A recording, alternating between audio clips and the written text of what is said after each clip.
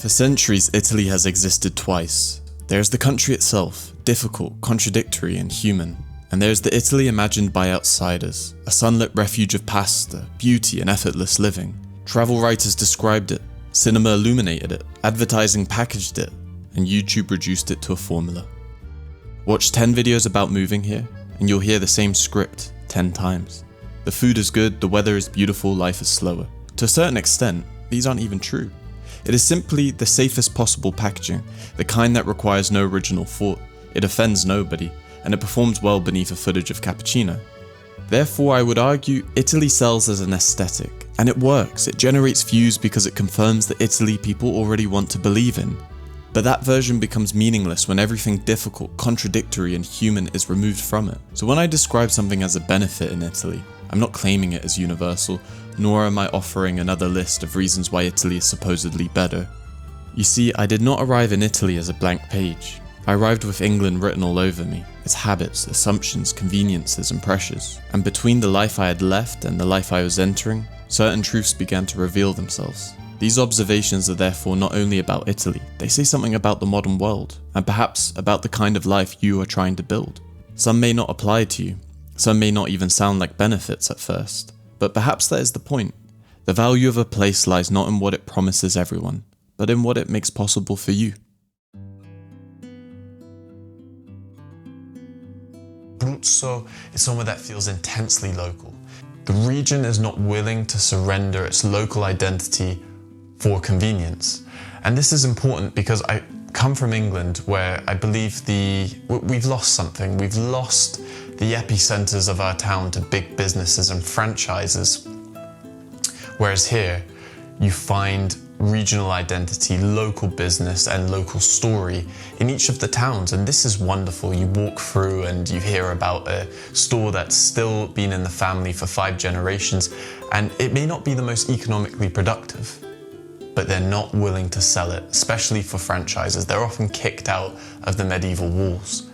And this makes you feel like you're a part of something, makes you more willing to spend the money and discover the stories behind the people that live in the town. Deve essere chiusa battendo con le mani, cioè battendo.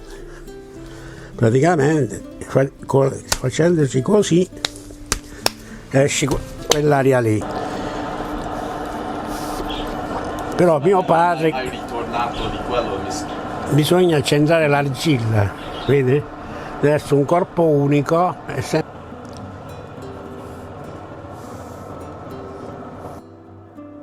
Questa attività è sempre stata fatta da tutta la famiglia di mio padre, dal 1616 fino al 1970, quando è morto mio nonno.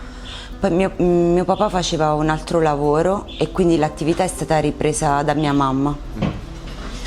Io sono cresciuta da bambina che ho sempre visto in casa lo smalto, l'argilla, la ceramica. E quindi ho cominciato che ero piccolina così. Hai mai considerato un altro lavoro di fare? Sì, ci ho pensato, però sempre nell'ambiente artistico. Poi ho capito che comunque la ceramica è un mezzo di espressione artistico come la tela, come qualsiasi altro mezzo, ed è quello che a me piace di più, perché fa parte delle mie radici, della mia storia. E dopo noi ritagliamo, se no non si stacca. Ok. Ogni regione d'Italia ha una palette, una gamma di colori differenti. Per esempio questo rosa, questo è tipico dell'Abruzzo, non si trova in altre regioni. Oppure questo blu, che prima della cottura sembra viola. Questo è un blu notte e questo è tipico dell'Abruzzo. Before long, the shopkeepers know you, the dog walkers greet you, and the cooks recognize your face. And one of the strangest benefits of living locally is how often I've not been allowed to pay. The value is not in the free coffee or the money saved, but it's in that brief shift of gravity where the relationship weighs more than the transaction. I never experienced this in the UK, not once. The unspoken rule was simple, the price was the price, and you paid what was owed. Generosity is rarely an ending here, it's an invitation to return the gesture. You support the place, and in time, the place begins to support you. In Naples, this instinct goes even further through the tradition of caffè sospeso, a coffee paid in advance for a stranger. Earlier I said Italy sells itself as an aesthetic, but the problem with that image is not that it's false, but that it is incomplete. It turns Italy into something polished and perfect, when the reality is far more blemished than what is presented online. And yet the blemishes are not always hidden. Here imperfection is allowed to remain visible. Faded facades, cracked walls, and uneven streets suggest that age does not only diminish something, sometimes it gives it character. That acceptance extends beyond architecture. The UK teaches you rules are rules, equal and impersonal. Here, the rules can bend according to who you are, who you know, or who stands before you. At its worst, that's where you find corruption. But living inside of that contradiction has changed the way I understand moral imperfection.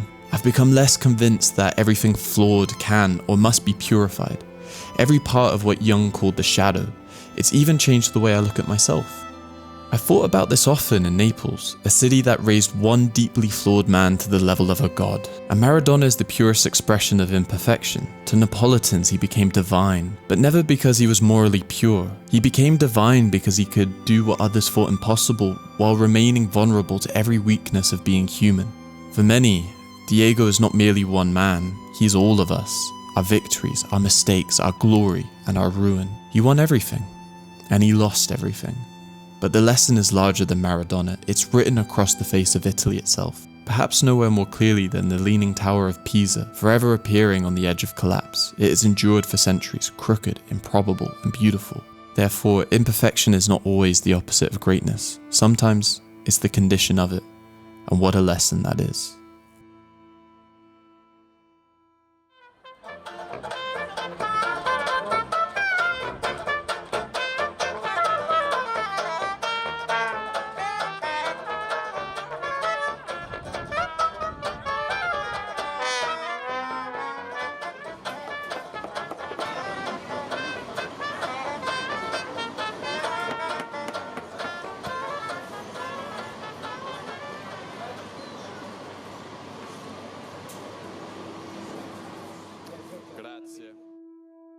What nobody tells you about living in another country is that it makes ordinary life difficult again. Buying bread, calling the doctor, explaining a problem, or even making a joke, things you once did without thinking suddenly require courage. You begin at a disadvantage, and strangely, I've come to enjoy it. Every day brings a new enigma. For me, a new language turns ordinary life into a game in which the smallest victories actually matter.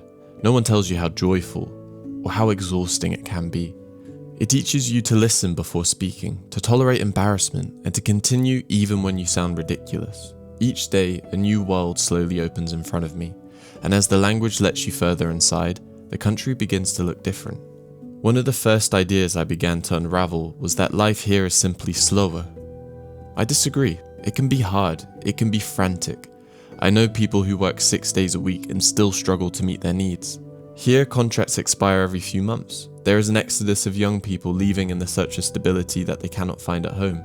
This is not always the Italy of coffee beneath the sun. Sometimes life moves very quickly when you're running just to remain in place. So perhaps slow is not really about speed. Perhaps it means that ordinary life is still considered worthy of ceremony. There is something old-fashioned in that idea, and I have grown to love it. People dress for a coffee. Old men sit on benches in pressed shirts and sunglasses watching the afternoon pass as though time itself were the event. Not every Italian is elegant, and not every British person lives in tracksuits and sliders, but where I live, there remains a respect for presentation, a belief that even the ordinary deserves to be met properly. You do not need a remarkable career or a dramatic destiny for your life to carry meaning. An ordinary job can hold something larger within it, a craft, a ritual, a family name, a place shaped by generations. Perhaps that is what feels slower here. Not life itself, but the belief that progress does not always mean leaving the old behind.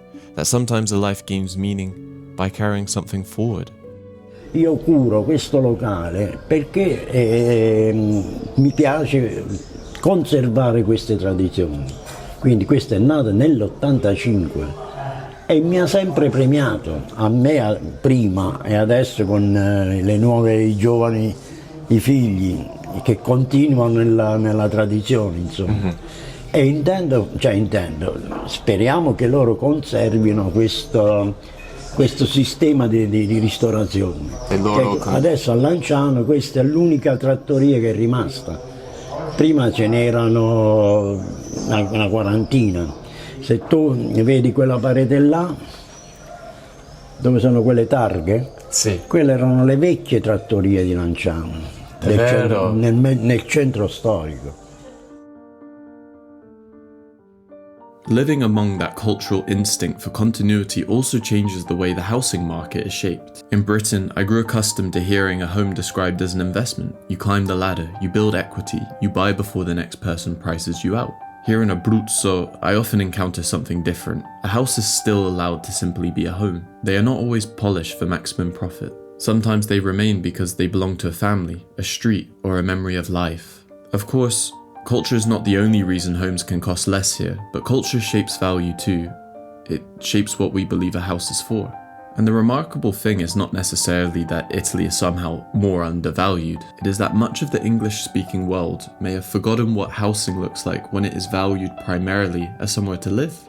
Here I can find homes in functioning towns surrounded by roads, shops, ordinary life, for prices around 50,000 euros. For the first time, ownership does not feel like a horizon moving further away each year. And once a home feels within reach, another possibility appears beside it. Perhaps I could stay. Perhaps this does not have to remain an adventure with an ending. But whether I could stay was not the most important question Italy allowed me to answer. The deeper question was the one that brought me here in the first place. I answered the what if. What if I moved to Italy? What if I left my life and changed? What if I followed my heart? People advised me against it. There was a promotion in Switzerland on the line, a safer job, a more predictable path in London, and perhaps they were right. Had I stayed, I might have progressed. I might have even made the sensible choice. But part of me would have always remained here, living an imaginary life in an imaginary Italy, wondering whether I had betrayed myself by never trying. And now I know. I know what it feels like to live here. I know what I gained, and I know what I lost. Following your heart does not guarantee happiness, but it guarantees an answer. And perhaps the greatest benefit is not that Italy fulfilled every expectation. It is that Italy is no longer an expectation. It is my life. I came here asking what if, and now that question is quiet. And in that silence it left behind, different dreams have room to speak.